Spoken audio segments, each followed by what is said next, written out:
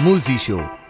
Hello everyone, आज का podcast बहुत स्पेशल होने वाला है और हमारे साथ है मिस्टर रोहित आप सोनी, जो कि कोटा के काफ़ी यंग एज में काफ़ी अच्छे बिजनेसेस ऑन करते हैं और काफ़ी अच्छी बिजनेसमैन फैमिली से बिलोंग करते हैं। आज उन यंग लोगों के लिए काफ़ी इंस्पायरिंग पॉडकास्ट होगा जो कि लाइफ के अंदर ब्रांड्स के साथ कोलैब करना चाह रहे हैं या लाइफ के अंदर बहुत अच्छे लेवल पे अपने आप को खड़ा देखना चाह रहे हैं। Thank you, Muzaffar. Thank you for inviting me to this podcast. It's an honor to me.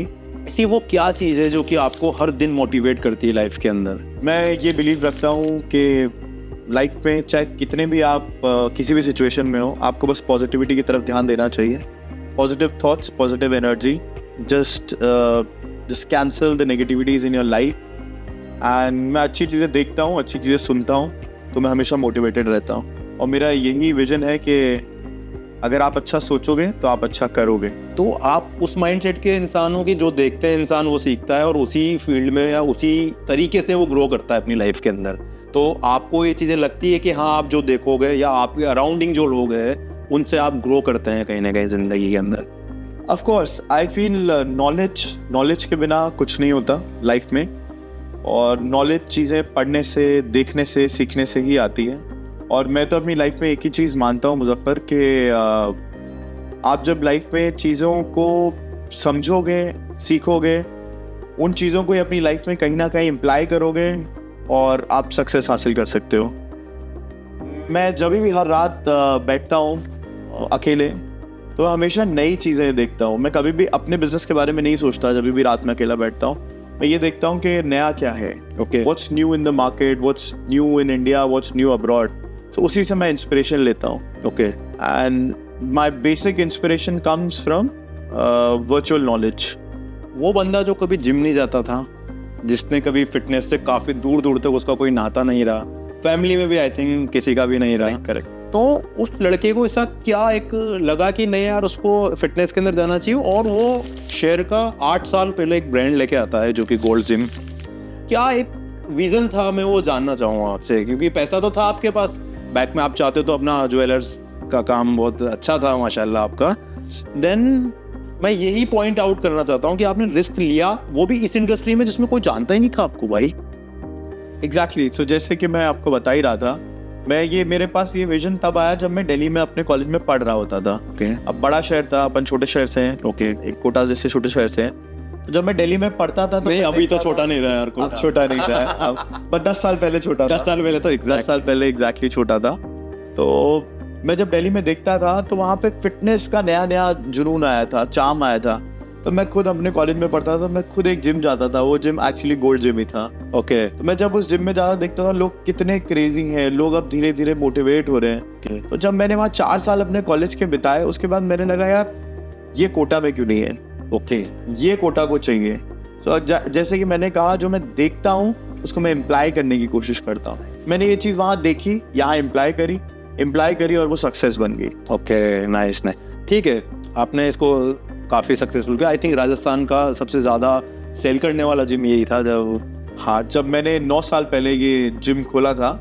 So approximately हाँ, मैं जिम, जैसे कि आपने बोला, ना मैं ट्रेनर था, ना मैं जिम बैकग्राउंड का था, ना मेरी बॉडी अच्छी थी, और मेरे पास एक चीज अच्छी थी, मेरे पास मार्केटिंग अच्छी थी. मेरे को सेल करना आता था. इसीलिए दिस जिम ने, राजस्थान नहीं, I would say western India में हाईएस्ट प्री-सेल्स दी थी 9 years बैक. उस टाइम पे इस शहर ने. तो आसपास के जिम तो सब खाली हो गए होंगे, ऐसा ना?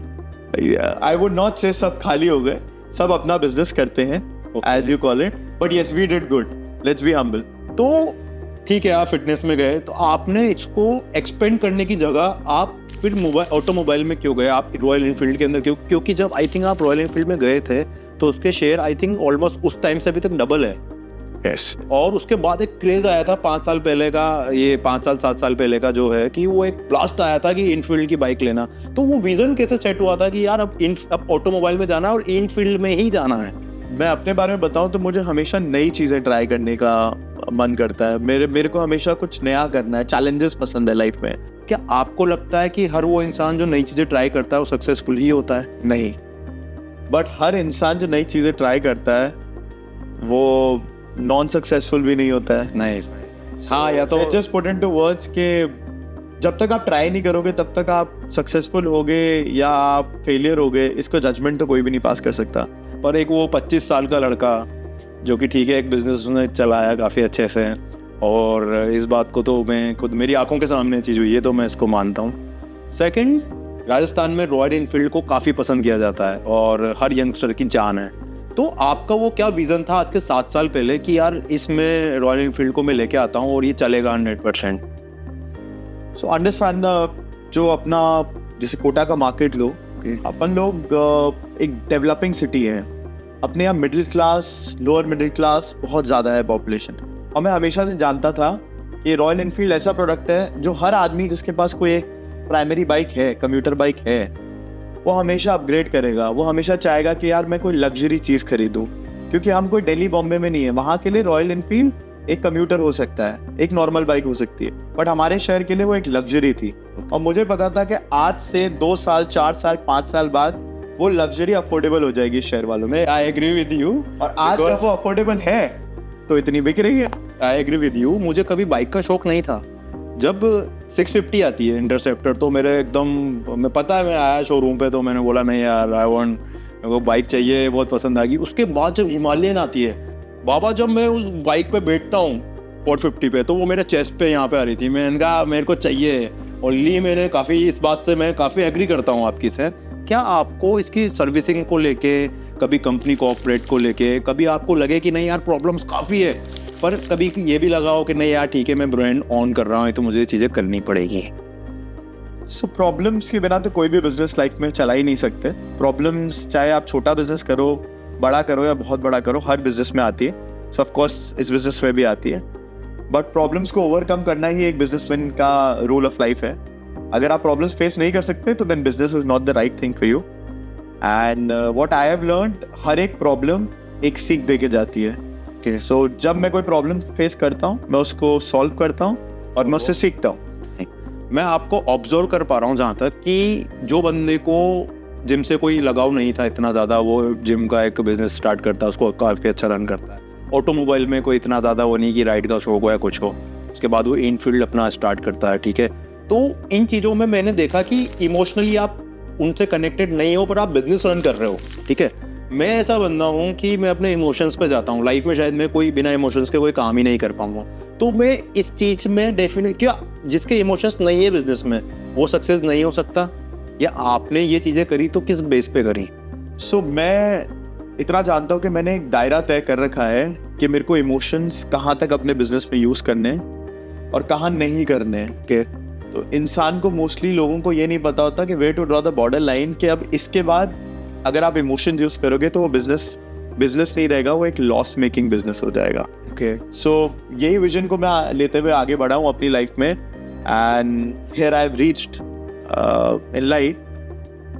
एंड मैं मानता हूँ कि मैंने जहाँ तक अपना दिमाग यूज़ करा है, लेस ऑफ इमोशन यूज़ करे हैं, मैं अपने आप को एक हम्बली सक्सेसफुल इंसान मान सकता हूँ आज। ओके।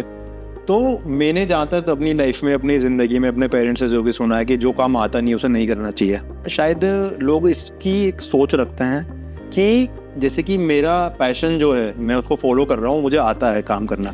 शायद आपका पैशन ही ये हो गया अलग अलग बिजनेसेस के अंदर एक्सपेंड करना, खुद को अलग अलग बिजनेसेस जानना, अलग अलग इंडस्ट्रीज में घुसना। Exactly.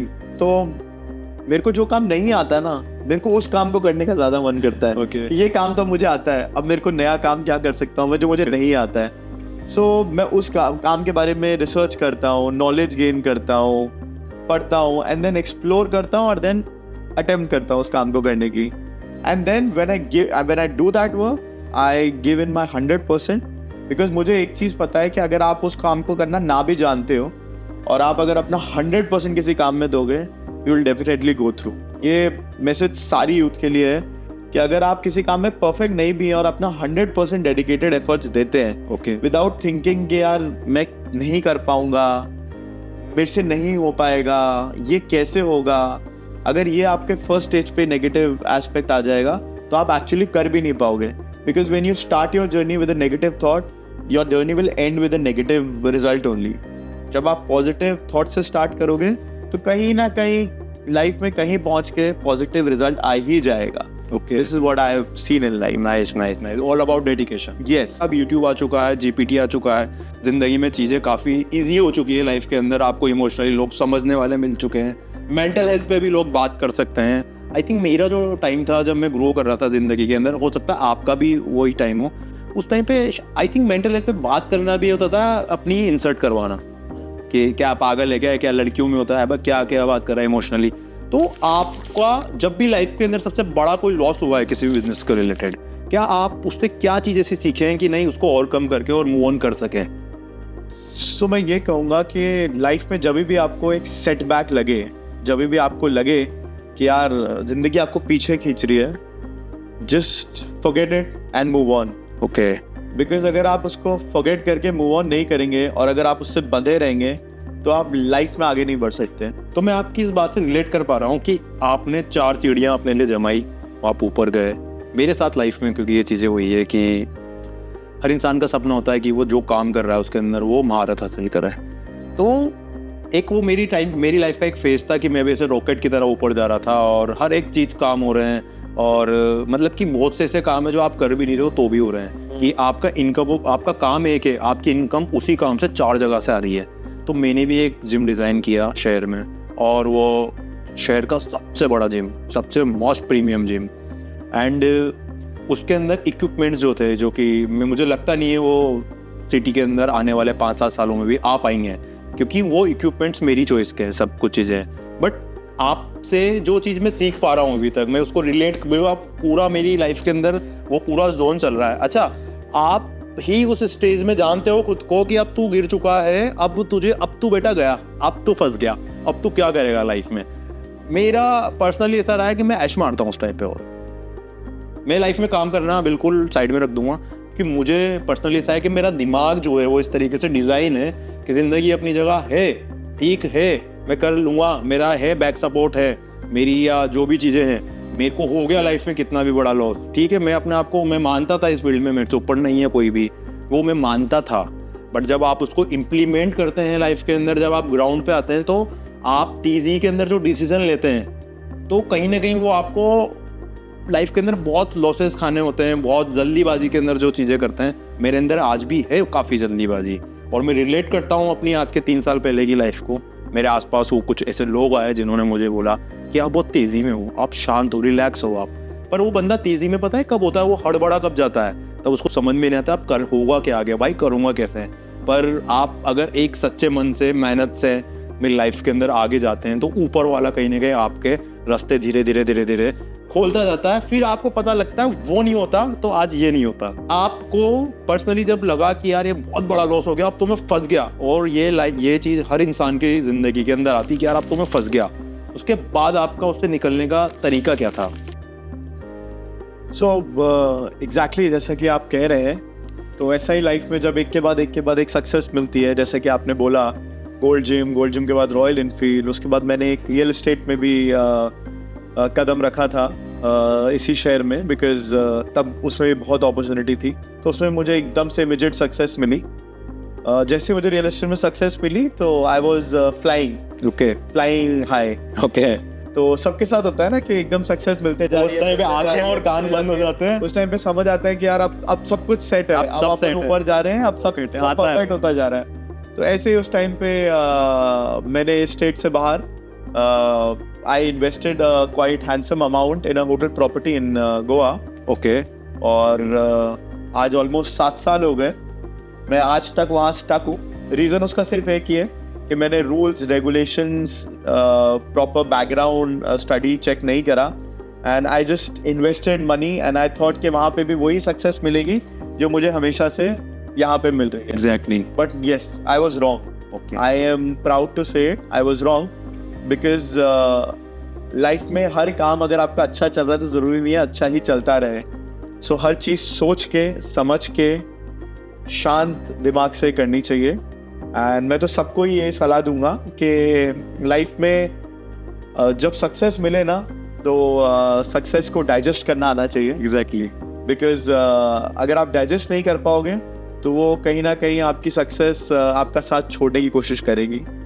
But I was fortunate कि मैं अपने आप को उस प्रॉब्लम में संभाल पाया, और आज तक मैं उस लॉस के साथ हूँ, पर मैं अब उस लॉस को भूल चुका हूँ। मैं आगे बढ़ रहा हूँ यही सोच के कि जिस दिन लाइफ में वो उससे बाहर आना होगा, मैं उस प्रॉब्लम से, अपने लॉस से बाहर आऊँगा।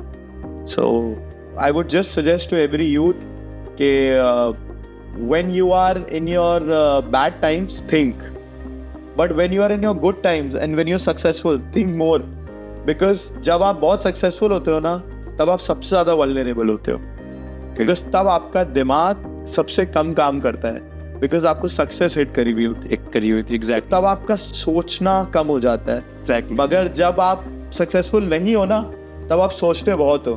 तब आपके chances of losing बहुत कम हो जाते हैं. बिकॉज आप सोच ही रहे हो अभी ये करूं नहीं करूं. Exactly. पर जब सक्सेसफुल होते हो तो आप सोचते नहीं, आप कहते हो करो क्योंकि होगा.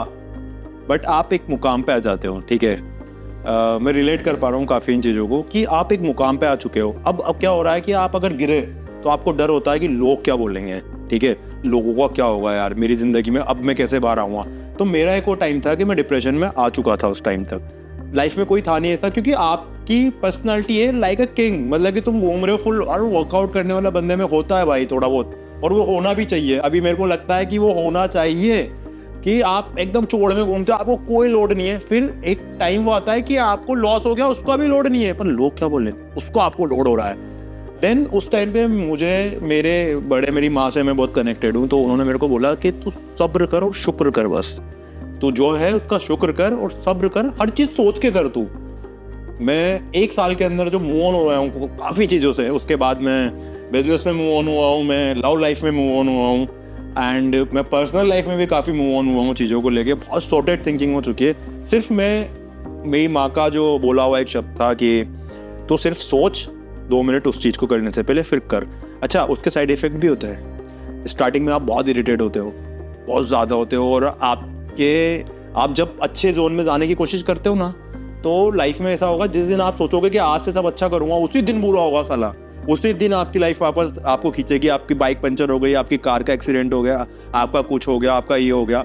वही वो सिंबल होता है, वही वो बैरिकेड्स होते हैं जब आपको शुक्र करना स्टार्ट कर देना चाहिए. पर्सनल लाइफ के बारे में आपका ऐसा बोलते हैं कि जो बिजनेसमैन फैमिलीज होती है वो इमोशनली कम प्यार होता है उन बच्चों में, उन परिवारों में बहुत कम प्यार होता है, जो कि एक मिडिल क्लास फैमिली के अंदर जो प्यार होता है. तो इस चीज़ को आप कैसे देखते हैं? नहीं, मैं इस बात पे एग्री नहीं करूँगा. ये सिर्फ एक माइंडसेट है कि लोग सोचते हैं कि बिजनेसमैन फैमिली में प्यार नहीं होता. प्यार बहुत है. ओके. काफ़ी कनेक्टेड हैं. मैं मेरे फैमिली में मेरे मॉम, मेरे डैड, छोटी सी फैमिली है, मॉम डैड एंड मी, तो हम लोग काफ़ी कनेक्टेड रहते हैं हमेशा से. मेरे कॉलेज जाने से लेके मेरी पढ़ाई करने तक, स्कूल से लेके आज तक की सारी जर्नी में दे आर द वंस जो मेरे लाइफ का पार्ट है. और मेरा कोई भी बिजनेस हो, सक्सेस स्टोरी हो, लाइफ हो, हमेशा हर वक्त हर जगह मेरे साथ मेरे फादर एंड मेरे मदर खड़े रहे हैं. और अगर मैं यही कहता हूँ कि अगर उनका इमोशनल सपोर्ट नहीं रहता तो मेरा मेंटल वर्क नहीं करता. एग्जैक्टली. सो वो हैं तो आप हैं. तो बिजनेसमैन होने के साथ साथ आपको पेशेंस रखना बहुत ज़रूरी है. या जिस बंदे में पेशेंस नहीं है वो कहीं ना कहीं पीछे रह जाता है उन लोगों से जिनमें पेशेंस होते हैं. आपने बात बिल्कुल सही कही है कि बिजनेसमैन को पेशेंस रखना सीखना पड़ता है लाइफ में, क्योंकि हर बार आपकी आंखें जो देख रही हैं वो सही नहीं होता है. Okay. ज़रूरी नहीं है कि आपका एम्प्लॉय जैसा काम कर रहा हो या आप जैसा अपनी कंपनी को रन करना चाह रहे हो वैसी हो रही हो. बट अगर आप उस पर इमीडिएट रिएक्ट करेंगे और वायलेंट रिएक्ट करेंगे या अग्रेसिव होंगे, ओके, तो वो आपको बैक स्टेप ले जाएगा. So you need to have that patience in mind कि नहीं, आपको रिएक्ट करना है मगर सब्र रख के, मगर सही वक्त पे, सही चीज पे, सही टाइम पे. अगर आपके अंदर पेशेंस नहीं है तो आपके लिए बिजनेस नहीं बना. बिकॉज बिजनेस सिर्फ एक पेशेंस का ही फ्रूट है. जो सक्सेस मिलती है वो तभी मिलती है जब आपके अंदर, जैसा कि आपने बोला, मेरे को सब्र है. मैं एग्री करता हूँ आपकी इस बात से.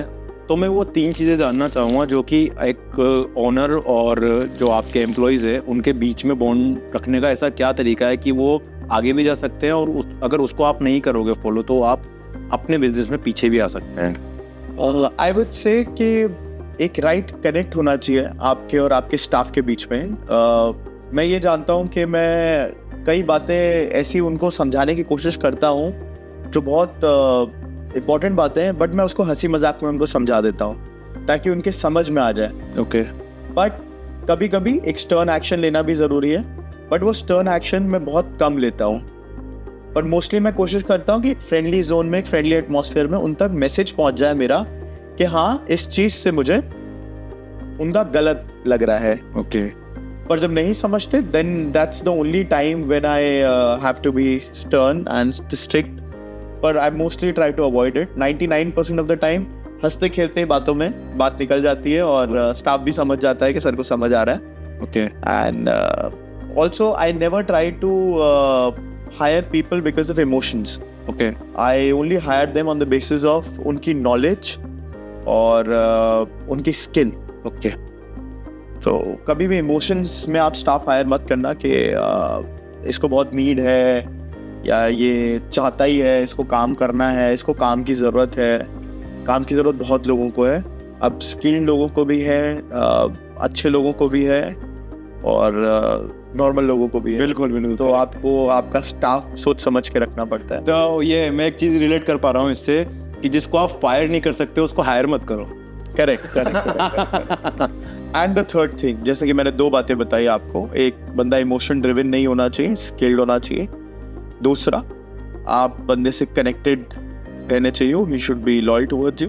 तीसरा मैं यही कहूँगा कि बंदे का बिहेवियर अच्छा होना चाहिए। ओके। एक आदमी जो बहुत अच्छा सेल्समैन भी ना हो मगर वो स्माइल करे कुछ बेचते हुए तो बहुत बार काम चल जाता है। So he should have a nice rapport, nice behavior towards me, towards his colleagues and towards his clients.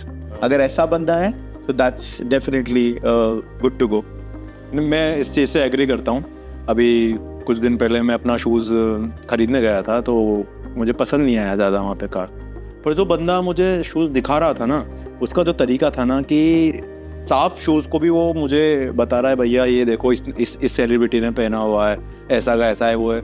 मुझे उसका बिहेवियर इतना अच्छा लगा कि मैं वहाँ से बाहर जा ही नहीं पाया हूँ। मैं परचेस किया और रखा और टचवुड में शूज़ को पहन भी रहा हूँ अभी। तो कहीं ना कहीं इंसान का बिहेवियर काफ़ी मैटर करता है, ये मुझे भी समझ में आता है अभी इस टाइम पे। और आप ही की बात पे मैं कहूँगा, जिस तरह की रिटेल इंडस्ट्री में अपन बिलोंग करते हैं, रिटेल इंडस्ट्री चलती ही क्लाइंट और क्लाइंट के एक्सपीरियंस और क्लाइंट के सेटिस्फैक्शन पर है। अगर एक खुश होकर आदमी आपको कोई प्रोडक्ट दे रहा है हंसते हुए तो आप खुशी से उसको घर लेके जा रहे हो। It is all an experience. Okay. Retail industry में हमने यही सीखा है कि जैसे कि मैं एक क्लोथिंग ब्रांड भी चलाता हूँ, तो उस क्लोथिंग ब्रांड में हम ये चाहते हैं कि हम जब भी क्लाइंट को कोई प्रोडक्ट ट्राई कराएं, क्लोथ्स ट्राई कराएं, तो उसको हंसते हुए खुशी से ट्राई कराएं और उसको खुद को हम रियलाइज कराएं कि वो रिलेट करा सके कि वो प्रोडक्ट पहन के उसको कितना अच्छा लग रहा है, वो how good he is looking. So इसी तरह के हम लोग हायर करते हैं। हम चाहते हैं कि लोग काम करें और खुशियाँ बांटें। एक टाइम वो भी आता है तो आपको थोड़ा लव लाइफ और थोड़ा मतलब प्यार मिलना भी बहुत ज़रूरी है हर जगह से। तो बिजनेसमैन जो होते हैं क्या उनमें दिल होता है? डेफिनेटली होता है, बहुत बड़ा दिल होता है, बहुत इमोशनल होता है हर बिजनेसमैन। मैं भी हूँ, पर शायद ऐसा लग रहा है कि बिजनेस में टाइम ज़्यादा दे पा रहा हूँ तो इसलिए लव लाइफ में बिल्कुल कम दे पा रहा हूँ। और इमोशंस भी हैं और दिल भी है, बट अभी तक कोई सोलमेट मिला नहीं। अभी ट्रेंडिंग है कि लोग अपने रिश्तों को बचा नहीं पा रहे हैं। आप यूजी सेल को देख लो, आप हार्दिक पांड्या को देख लो, और हार्दिक पांड्या पर्सनली मुझे भी पसंद है, वो अलग स्टोरी है। आप मोहम्मद शमी को देख लो, बहुत अच्छा बॉलर है। और इन लोगों के रिश्ते आपने कहीं ना कहीं देखे होंगे कि ये लोग अकेले हैं। अभी एक टाइम पे था कि इनका शादी हो और ये सक्सेसफुल हैं काफ़ी। तो आप इन लोगों को देख के ही तो सिंगल नहीं है। नहीं, मैं इनको देख के I would like to correct, single नहीं हूँ। आपने भी देखा कि इन सब ने भी अपना बेस्ट अटेम्प्ट दिया, शादी करा, प्यार किया। उनके लिए तो वो प्यार ही था, तभी शादी करी। पर जैसे कि आप देख सकते हैं आज की दुनिया में क्या होता है, यू नेवर नो कि कौन सा रिश्ता आपके पास प्यार के लिए आ रहा है और कौन सा रिश्ता आपके पास नीड के लिए आ रहा है। आजकल नीड बेस्ड रिश्ते बहुत हैं इस दुनिया में। आज का जो ट्रेंड चल रहा है टुडेज इज, सबको जल्दी सक्सेस चाहिए। तो सक्सेस पाने के बहुत सारे रास्ते होते हैं। एक बड़े आदमी के साथ आ जाओ तो सक्सेस मिल जाती है, एक बड़े आदमी से जुड़ जाओ तो सक्सेस मिल जाती है, शादी कर लो तो सक्सेस मिल जाती है। तो आज के टाइम्स में बहुत सोच समझ के लाइफ के डिसीजंस लेने पड़ते हैं। जैसा कि आप देख ही सकते हैं, जेफ बेजोस, उसका डाइवोर्स हो गया, एलन मस्क का डाइवोर्स हो गया। आप क्रिकेटर्स बोल रहे हो, मैं बिजनेसमैन बोल रहा हूँ क्योंकि आप स्पोर्ट्समैन हो। मैं I am talking about all about successful लोग जितने भी दुनिया में, वो सिंगल है। भी सारे मोस्टली सिंगल है, क्योंकि आप लाइफ में आप प्यार सर्च करते हैं बट ये नहीं पता कि सामने वाला आपसे क्या सर्च कर रहा है। तो इसी डर के कारण मैं भी अभी तक सिंगल हूँ, क्योंकि मैं भी ऐसा ही कोई सर्च कर रहा हूँ जो मुझसे प्यार सर्च करे और कुछ नहीं। तो जिस दिन मुझे भी वो मिल जाएगा प्यार सर्च करने वाला, मैं भी शायद शादी कर लूंगा। Nice nice. तो ये सक्सेस कहानियाँ मैंने आपकी सारी सुनी और मुझे काफ़ी अच्छा लगा, मैं खुद इंस्पायर हुआ हूँ। काफ़ी अवार्ड हमने सुने हैं कि आपको मिले हुए हैं, पर एक डार्क साइड भी हर इंसान की होती है। आपके डाउनफॉल्स के बारे में किसी को नहीं पता है, तो आप क्या एक्सप्लेन करना चाहेंगे उन चीज़ों को? मैं ये समझता हूँ मुजफ्फर, आज की दुनिया में ना आपकी सक्सेस के बारे में लोगों को पता हो नहीं पता हो, बट आपका जब एक सक्सेसफुल इंसान का डाउनफॉल आता है ना, तो सबको पता चल जाता है।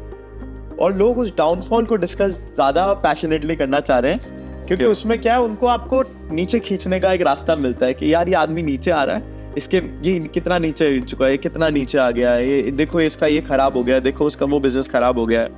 सो ऑफ कोर्स मेरी लाइफ में भी एक टाइम आया था, बट जैसे कि मैंने पहले बताया, पहले मेरी गलती की वजह से कुछ डाउनफॉल आया था मेरी लाइफ का, बट जो सेकंड मेरा सबसे बड़ा डाउनफॉल लाइफ का आया, विच वाज कोरोना, जो हर बिजनेसमैन के लिए था आई वुड से, बट मेरे लिए मैं अपने आप की बात इसलिए करूंगा बिकॉज मेरे लिए mostly I was into retail segment. Okay, may be industrialist लोगों और इंडस्ट्रियल सेगमेंट के लिए इतना नहीं था, मेडिकल सेगमेंट के लिए इतना नहीं था, हॉस्पिटल्स फैक्ट्रीज के लिए इतना नहीं था, बट मैं जितने भी बिजनेस करता था, जैसे कि आप जानते ही हैं हमारे बिजनेस के बारे में, वो सब रिटेल बेस्ड बिजनेस थे। तो सबसे ज़्यादा और सबसे लॉन्ग टर्म इफेक्ट कोरोना का किसी चीज़ पे आया था, तो वो रिटेल सेक्टर्स थे।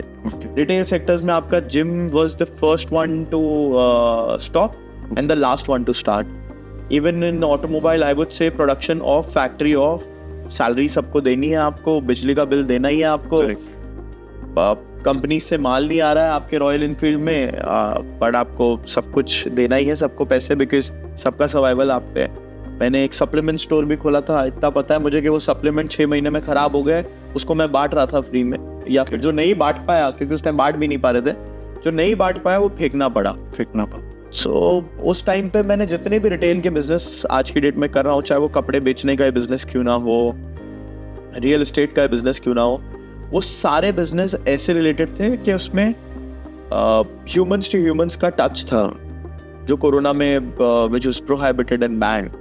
सो मेरा ऐसा कोई भी बिजनेस उस टाइम पे नहीं था कि वो उस मॉडल पे चल जाए, जो आज मैं जानता हूँ कि मैंने अब इतना इम्प्लाई कर लिया कि अब कोरोना वापस से आ जाए ना, अब मुझे टेंशन नहीं है, क्योंकि मैं अब क्विक कॉमर्स को भी प्लेटफॉर्म प्रोवाइड कर चुका हूँ। We are dealing with a lot of brands like Kota में स्विगी, इंस्टामार्ट को हमने स्पेस दी है, जो मुझे पता है कि अगर कोरोना आ भी जाएगा तो क्विक कॉमर्स डिलीवरीज चलेंगी, जो उस टाइम पे भी चलती थी। We are the ones who are introducing Flipkart quick commerce in Kota, हमने इंट्रोड्यूस करा है। सो बहुत कुछ सीखने को मिला उस टाइम के बाद। हमें पता था कि हम एक ही तरह के मॉडल पे चल रहे हैं, तो किस दिन कोरोना जैसा कुछ आएगा, एंड वो टाइम ऐसा हुआ कि हमारे सारे बिजनेस शट हो गए, ना तो हम ज्वेलरी बेच पा रहे, ना हम लोगों को वर्कआउट करा सकते हैं, तो हमारे सारे बिजनेसेस एक तरह से ठप हो गए। और उस सिचुएशन में ऐसा हो गया था कि आई हैड नो क्लू कि मैं अब लाइफ में करूँगा कैसे, बिकॉज प्रॉफिट ना आए से प्रॉब्लम नहीं है, आप प्रॉफिट ना आए, प्रॉब्लम ये है कि आपको मंथली एक्सपेंसेस चलाने, आपके स्टाफ के मंथली चलाने हैं, इलेक्ट्रिसिटी बिल्स मंथली चलाती जाएगा, जहाँ पे आप रेंटल्स हो, आपको रेंटल्स मंथली देने हैं, रेंटल्स है, प्लस आपने जो फाइनेंसेस ले रखे हैं मार्केट में, आपको वो भी देने हैं, क्योंकि वो लोग नहीं समझते, उनको लेना देना नहीं है, क्योंकि वो अपना समझेंगे, वो अपना सोचेंगे, वो ये सोचते हैं यार कोरोना मेरा है, मेरे को तो पैसा चाहिए, वापस दे दो, पैसा वापस दे दो। सेठ जी के पास तो बहुत पैसा है। बट क्या होता है, पैसा हर बड़े से बड़े बिजनेसमैन का हर जो पैसा होता है वो रोटेशनल होता है। Okay, it rotates in the market. मैं अगर 100 रुपए का काम कर रहा हूँ तो मेरा प्रॉफिट 10 रुपए ही है। एग्जाम्पल, मैं 100 रुपए अगर आप बोलोगे ना मुझे आज दे दो, तो मैं 100 रुपए नहीं दे सकता, मैं उस 100 रुपए को रोटेट करता रहूंगा 10 महीने में आपको 100 रुपए निकाल के दे दूं। But we had no business, no rotation, no market left for our products and goods. So वो सबसे बड़ा पुल बैक का टाइम था। तो वो 1 साल 1.5 साल जैसा कि बात कर रहे थे अपन, सब्र ही रख सकते थे। और 1.5 साल में काफ़ी लॉसेस झेले, which was the biggest losses of my life.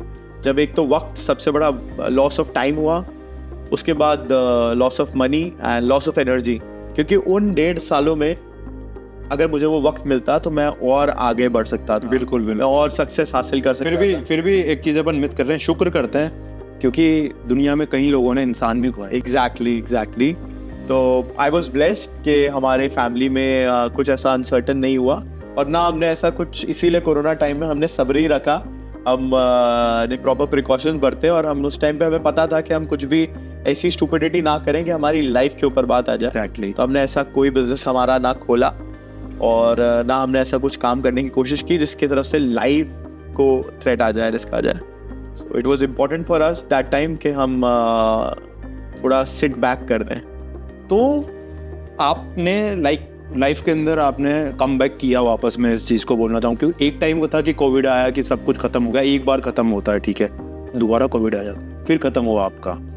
तो फिर वो कम बैक कैसे हुआ? रीज़न क्या था? वो अपने आसपास के लोगों को देख के हुआ, या क्योंकि मेरा ये मानना है कि जब आप वो जब 4 जगह से मरते हो ना, तो वो दिमाग भी साला कंफ्यूज हो जाता है कि कम बैक कैसे करूँ अब। नहीं, सबसे ज्यादा क्या होता है, जो लोग आपके बारे में बोल रहे होते हैं ना, ये खत्म हो गया, वो खत्म हो गया, ये इसका बिजनेस बर्बाद हो गया, वो आपको उसको हटाना अपने दिमाग से, वो आना चाहिए। आपको पता होना चाहिए कि आपको क्या सुनना है। सॉरी मैं छोटी सी बात है, उसको हटाना कैसे, उसको हटा सकते हैं, क्योंकि ये आई थिंक हर दुनिया के अंदर हर एक इंसान का प्रॉब्लम है।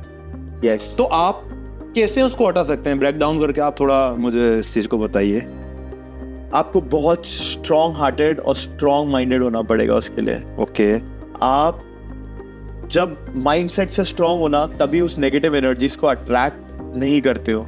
अगर आप माइंड से स्ट्रॉन्ग और नहीं हो तो आप नेगेटिव एनर्जीज अट्रैक्ट करते हो। जब मेरे को ये कोरोना हुआ था तो मैंने बस एक ही चीज़ रियलाइज़ करी थी कि अब मुझे अगर कम बैक करना है तो मुझे अपने आप को बहुत स्ट्रॉन्ग मेंटली रखना पड़ेगा।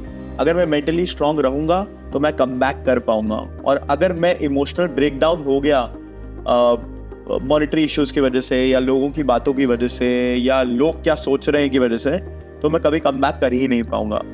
बट आज कोरोना को ऑलमोस्ट बीते हुए 2 साल से 3 साल हो गया है। I would say I've come back, and now I've come back in a better way. I am better than what I was before COVID also. Nice. I would just say this. COVID के बाद मैं ये सोचता था मैं अपने business बचाऊंगा कैसे, पर मैंने अपने बिजनेस बचाए तो सही, बट मैंने कोविड के बाद भी I have introduced 3 to 4 more lines of businesses मैंने नए करे हैं अभी, और मैं उनमें भी सक्सेस हूँ। और जो मेरे फाइनेंशियल इश्यूज भी है वो मोस्टली मैं ओवरकम कर चुका हूँ। तो मैं यही कहूँगा कि बस आप करते चलो, बिल्कुल डेडिकेटेडली आगे बढ़ते चलो, रास्ते खुद बन जाएंगे। बट मैं आपकी काफ़ी चीज़ों से मतलब कि मैं रिलेट कर पा रहा हूँ चीज़ों को, कि लाइफ का एक जोन आता है आपका जब आपको काफ़ी चीज़ें समझ में आती है, और वो जो लाइफ का सर्कल होता है वही आपको समझ में आता है, ठीक है। अभी मैं एक छोटा सा आपसे क्वेश्चन करना चाहूँगा कि कभी आपको ऐसा फील हुआ कि यार ये बंदा ऐसा कुछ मेरे लिए बोल रहा है, जो कि मुझे पर्सनली भी फील हुआ कि मैं यहाँ पे हूँ, पहाड़ पे हूँ, मैं पहाड़ से नीचे गिर गया, तो ये चीज़ सिर्फ क्या दिमाग में होती है कि ये क्या बोल रहा है या वो क्या बोल रहा है, या ये रियल लाइफ में कहीं ना कहीं इफेक्ट करती है? तो मतलब कि आप मेरा क्वेश्चन में बहुत क्लियरिटी में पूछूं तो ये ऐसा है, मैं पता है ऐसे बंदों पे, सॉरी मैं आपको काट रहा हूँ, मैं कभी रिएक्ट नहीं करना चाहूँगा। मैं action speak louder than words पे बिलीव रखता हूँ। ओके। मैं ये सोचता हूँ कि ये आज इंसान अगर मेरे बारे में कुछ गलत कह रहा है ना, मैं चाहता हूँ 3 महीने या 6 महीने बाद मैं उसको गलत प्रूफ करूँ और वही इंसान मेरी तारीफ करे अपने मुंह से। पर उसके लिए अपन को टाइम लेना होता है, क्योंकि आप अगर उस इंसान से आर्ग्यू करोगे या उसको समझाने की कोशिश करोगे या उसको बोलोगे नहीं तुझे गलत लगता है, तू गलत सोच रहा है, तो आप अपना टाइम वेस्ट करोगे। रादर मैं वही टाइम अपना वेस्ट करने की जगह मैं वो अपनी एनर्जीज को एक राइट डायरेक्शन में लगाता हूँ लाइफ में आगे बढ़ने के लिए। लाइफ में और सक्सेसफुल बनने के लिए लाइफ में और मेहनत करता हूँ अपने आप, मुझे पता है कि 6 महीने बाद वही सेम बंदा जो मेरे बारे में बुराई कर रहा था, वही सेम बंदा अपने आप मेरी तारीफ करेगा। क्योंकि जब उसे दिखेगा कि यार इस बंदे ने तो, ये तो हम तो उसको कह रहे थे कि ये तो यही नहीं कर पा रहा है, ये तो खत्म हो गया है और इसका तो डाउनफॉल आ गया है और he has no money left as you call it. बड़े बड़े स्टार्टअप्स के साथ भी यही होता है। बट जब वो स्टार्टअप्स एकदम से राइज अप करते हैं तो तब आप एकदम उनकी तारीफ करते हो, अरे यार ये तो एकदम से चमक गया यार, इसने तो कर दिया, ये तो how could he do it. So मैं ऐसा ही कुछ अपने लाइफ में इम्प्लीमेंट करता हूँ। मैं rather than answering people through my words, I would like to answer people through my actions. Mostly लोगों का मैंने यही देखा है कि मेरे भी काफ़ी क्लाइंट्स है जो कि 17 से 24 साल की एज के हैं, बच्चे हैं, नए नए जिम आते हैं, वो उनका मोस्टली यही होता है कि यार हम लोग ना थोड़ा सा ना इनसिक्योर फील करते हैं अपने आसपास वाले लोगों से जिनके साथ हम काम भी करते हैं, हमारे वो दोस्त भी है, हमारी वो फैमिली के अंदर भी कुछ ऐसे लोग हैं कि मेरे दिमाग में ऐसा हुआ है कि वो इंसान मेरे लिए गलत सोच रहा है। तो प्रैक्टिकली मैं आपसे ये चीज पूछना चाह रहा हूँ कि ये सिर्फ दिमाग में ही होता है या पर्सनल लाइफ में? Social insecurity as you call it. Okay, ये आपके दिमाग में है। इससे आप जितना दूर रहेंगे, जितना सोशल इनसिक्योरिटी से बचेंगे, उतना ही आपके लाइफ में सक्सेसफुल होने के चांसेस बढ़ जाएंगे। ओके, बिकॉज आपका जो ब्रेन है ना, ब्रेन एक लिमिट तक ही काम करता है। अब उस उतने से ब्रेन में आप या तो उसको नेगेटिविटी से भर दो, उन लोगों को आंसर करने से भर दो, लोगों के बारे में सोचने से भर दो, या उसी दिमाग को आप यूज कर लो अपनी लाइफ में आगे बढ़ने से। ओके, तो वो आपके ऊपर है डिसीजन ऑफ लाइफ, और वही तय करता है कि आप लाइफ में कितना आगे जाओगे या कितना पीछे रह जाओगे। तो जो सोशल इनसिक्योर लोग होते हैं वो जनरली लाइफ में जहाँ पहुँचना चाहते हैं वहाँ नहीं पहुँच पाते हैं। तो इन इनसिक्योरिटी से लाइफ खराब हो रही है लोगों की या हो भी सकती है, तो इससे बचे कैसे अपन? मैं ये सजेस्ट करता हूँ जो लोगों को भी ये समाज की, दुनिया की, सोशल लाइफ की, लाइफस्टाइल की इनसिक्योरिटीज़ है ना, उनको क्या करना चाहिए, उनको अपने मेन टारगेट पे फोकस करना चाहिए। उनको एक एम बनाना चाहिए कि यार ये जो मैं इनसिक्योर हो रहा हूँ वो क्यों हो रहा हूँ। किसी को जैसे अगर ये है कि मैं अच्छा नहीं दिख रहा इसलिए मैं इनसिक्योर हूँ, तो उसको अपना टारगेट बनाना चाहिए, यार अब मुझे अच्छा बनना है, अब मुझे अच्छा दिखना है, तो उसके लिए उसको वर्क हार्ड करना चाहिए। मैं जिम जाऊँ, मैं अच्छी बॉडी बनाऊँ, जब मैं अच्छी बॉडी बना लूंगा तो मैं अच्छा दिखने लग जाऊंगा। हाँ। सेम जैसे कि इंसान कहता है कि यार मैं सोशल इनसिक्योर हूँ कि यार मेरे बगल वाले के पास ज़्यादा पैसा है, अच्छी बड़ी गाड़ी है, मेरे पास नहीं है, तो तू मेहनत कर, तो अपना एम बनाओ आप कि आपको पैसा कैसे मिलेगा, आप किस चीज़ में अच्छे हो, आप अपना एम सेट करो, आप उसके लिए वर्क हार्ड करो। आप जब पैसा कमा लोगे, आप सक्सेस हासिल करोगे, आप वो चीज़ खरीद लो, आप सोशली इनसिक्योर नहीं फील करोगे। किसी को लगता है यार मैं किसी चीज़ में अच्छा नहीं हूँ, तो आप उस चीज़ में अच्छा बनने की कोशिश करो। That is the only solution कि आप अपनी इनसिक्योरिटीज़ को ख़त्म कर पाओगे, ना कि आप उसके बारे में सोचो। आप वर्क करो, आप उसके बारे में सोचना बंद करो, आप उसको हटाने के रास्ते पे आगे बढ़ो। अपना एम बनाओ, अपना टारगेट बनाओ और उस पर वर्क करना चालू करो। कहीं ना कहीं लाइफ में अपने आप ऐसी जगह पे, मुकाम पे पहुंच जाओगे कि आपकी वो इनसिक्योरिटी खत्म हो जाएगी। ओके, मैं रिलेट कर रहा हूँ इस चीज़ से। अब मुजफ्फर, जो यूनिवर्स है ना, वो सबके साथ एक बैलेंस मेंटेन करके रखता है। ज़रूरी नहीं है लाइफ में हर इंसान ही बहुत अमीर हो जाए या हर इंसान ही अपने जो उसने सोचा है, जो एम बनाया है, उस पर पहुंच जाए। हाँ, ये बात मैं बिल्कुल अग्री करूँगा। आप बड़ा एम रखोगे, बड़ा विजन रखोगे, तो कहीं ना कहीं तो पहुंच ही जाओगे। जैसे कि शाहरुख खान ने भी यही कहा है, आप रिलेट कर सकते हैं कि अपना एम इतना बड़ा बनाओ कि उसके आसपास भी पहुंचो, अगर उससे कम भी रह जाओ तो भी आप कम से कम बहुत ऊपर जाओगे। पर मैं बिलीव करता हूं कि हर इंसान अगर अपने एम तक ना भी पहुंच पाए या उस पोटेंशियल तक, तभी भी वो नॉन सक्सेसफुल नहीं है। एटलीस्ट उस जर्नी में वो कहीं तो पहुंच ही गया। और हर इंसान अपने लाइफ में अगर मेहनत करता है, अगर डेडिकेटेड एफर्ट्स करता है, तो अपने एम के आसपास तो पहुंच ही जाता है। तो आई वुड जस्ट सजेस्ट एवरीवन कि आपको फेलियर से हारने की जगह फेलियर से सीखना चाहिए और वापस से खड़े होकर वापस से मेहनत करनी चाहिए। जैसे कि आप लहरों को देखते हो, कभी बीच साइड गए हो समुद्र पे, वो बार बार आके टकराती है, बार बार आके टकराती है, मगर वो रुकती नहीं है, वो बार बार आके टकराती है। बिल्कुल। कितनी भी ऊंची लहर हो, कितनी भी ऊंची चले जाए, मगर आके टकराती है। वैसे बाय द वे बता दूं, मुझे समुद्र बहुत पसंद है और मैं साल में 4 महीने तो मैं आई थिंक आउटिंग पे रहता हूँ। जैसा कि आपने बोला मुजफ्फर कि आप 4 महीने समुद्र के पास रहते हो, तो ये जैसे आप बता रहे हो ना कि आप अफोर्ड कर सकते हो, ये मैं अफोर्ड नहीं कर सकता। बीइंग अ बिजनेसमैन ये मैं नहीं कर सकता कि मैं 4 महीने बीच के किनारे हूँ। तो ऐसा ही होता है ज़्यादातर लोगों की ज़िंदगी में। लोग क्या होता है, अपनी जर्नी में सक्सेसफुल बनना तो चाहते हैं, पर बस वो हार्ड वर्क नहीं करते। और यही वो डिफरेंस होता है एक सक्सेसफुल और नॉन सक्सेसफुल में। वो जर्नी जो होती है, वो जितनी स्ट्रगल सम होती है, जितना हार्ड वर्क रिक्वायर करती है, आदमी वो करता ही नहीं है। और फिर वो किस्मत को ब्लेम करने लग जाता है। अरे यार मेरी तो किस्मत ही बुरी थी, अरे यार मेरे तो माँ बाप ने ये नहीं करा, अरे यार मेरे माँ बाप के पास पैसा नहीं था इसलिए मेरे पास पैसा नहीं है, अरे मेरा भाई मेरे पैसे बर्बाद कर देता है।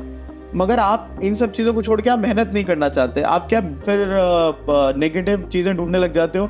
ना होने के कारण क्या है? एग्जैक्टली। ना होने का सबसे बड़ा कारण आप खुद हो, क्योंकि आप हार्ड वर्क नहीं करना चाहते हैं। और इसी जर्नी में कुछ इंसान तो ऐसे होते हैं, फिर वो अपने आप को सक्सेसफुल मानने लग जाते हैं, अज्यूम कर लेते हैं, फेक करने लग जाते हैं, मैं सक्सेसफुल हो गया हूँ, आई एम सक्सेसफुल। वहाँ तो वो तो सबसे बड़ा मिथ होता है कि इंसान जब खुद ही अज्यूम कर ले कि हाँ मैं सक्सेसफुल हो चुका हूँ और लोगों को प्रूव करने लग जाए, देखो मैं सक्सेसफुल हूँ, देखो मैं सक्सेसफुल हूँ। जब इंसान सक्सेसफुल होता है ना, तो इंसान लोगों को, दुनिया को पता चल जाता है कि वो सक्सेसफुल है। जैसे कि आपका जब बुरा टाइम होता है ना, तो लोगों को पता चल जाता है कि यार ये देखो देखो इसका खराब। जब आपका अच्छा टाइम भी आता है ना, तो भी लोगों को पता चल जाता है। आपको बोलना नहीं पड़ता, you don't have to think about it. मेरा जो पॉइंट ऑफ व्यू है वो थोड़ा अलग विजन पे मैं काम करता हूँ। देखो हर इंसान का अलग अलग चॉइस होता है। मेरा ये मानना है कि सक्सेस का मीनिंग जो मेरी नज़र में, जो मैं सोचता हूँ, वो है इनर पीस, रूहानी सुकून, ठीक है, फैमिली, नए फादर मदर। आज नहीं तो कल आप एक रिश्ते में आएंगे और आपके भी बच्चे होंगे, ठीक है।